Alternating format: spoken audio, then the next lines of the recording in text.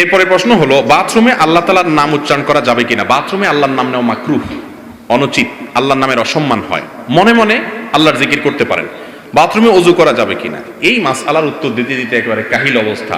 ভাই, বাথরুমে ওযু করলে কোনো গুনাহ হবে, ওযু হবে না, এরকম কোনো বিষয় না। তবে টয়লেটের ভিতরে, যেখানে টয়লেটের প্যান, কমোড এবং আপনার বেসিন বা আপনার টেপ একই জায়গায়, সেখানে ওযুর আগে বিসমিল্লাহ বলবেন। ওই যে একটু আগে বললাম টয়লেটে বিসমিল্লাহ বলতে নাই, তাহলে বিসমিল্লাহ বলে ওযু করলে আল্লাহর নামের অসম্মান হয়, সেজন্য বাইরে ওযু করবেন। আর বাইরে যদি ওযু করার ব্যবস্থা না থাকে, বেসিন থাকে, পা ওঠানোর সুযোগ নেই, তো হাতটা ধুয়ে বিসমিল্লাহ বলে শুরুটা করেন, বাকিটা ওখানে করেন। এরপর তো বিসমিল্লাহ নেই, শুরুতে একবার বিসমিল্লাহ আছে।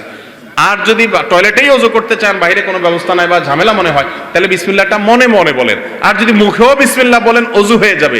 টয়লেটে ওযু করলে ওযু হবে না, এরকম কোনো মাসআলা নাই। এই বিষয়ে আমার একটা মাসআলা আছে, পুরোটা না শুনে অনেক সময় ভুলটা বুঝে বলে থাকেন যে আপনি বলছেন বাথরুমে ওযু করলে ওযু হবে না। আমি কোনোদিন এটা বলি নাই, পুরো জিনিসটা শুনতে হবে।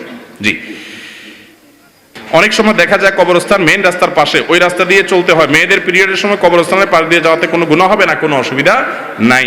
মেয়েদের সৌন্দর্য বৃদ্ধির জন্য যে ক্রিম বা অন্যান্য হার্বাল প্রোডাক্ট ব্যবহার করা হয়, এটা কি ইসলামে জায়েজ আছে? আল্লাহর দেয়া সৌন্দর্য কি কোনোভাবে বিকৃত করা হয়? হার্বাল ক্রিম দিলে কি সৌন্দর্য বিকৃত হয়ে যায়, কালো মানুষ সাদা হয়ে যায়? তো অসুবিধা কি? কোনো অসুবিধা নেই। এগুলা বেশিরভাগই তো বোগাস, বেশিরভাগই কি বোগাস। আর যদি একটু আপনার চেহারার মধ্যে উজ্জ্বলতাও আসে, এর কারণে আল্লাহ সৃষ্টিতে বিকৃত হয় না, গুনাহ হবে না। মহিলারা টাকনুর উপরে কাপড় পরিধান করে, সেক্ষেত্রে অভিভাবকদের করণীয় কি? তাদেরকে বুঝাবে যে বাহিরে পরপুরুষের সামনে গেলে টাকনুর নিচে পড়বে, বাসায় পড়তে পারে টাকনুর উপর, অসুবিধা নেই। ঢিলা কুলুক ধরে হাঁটাহাঁটি করা, উঠা বসা করা বা পা নাড়িয়ে উঁচু নিচু করা, কাশাকাশি করা কি শরীয়ত সম্মত? হুজুর বলেছেন ঢিলা কুলুক না করলে নাকি সঠিকভাবে পবিত্রতা অর্জন করা যায় না। এই বিষয়ে সঠিকটা জানতে চাই।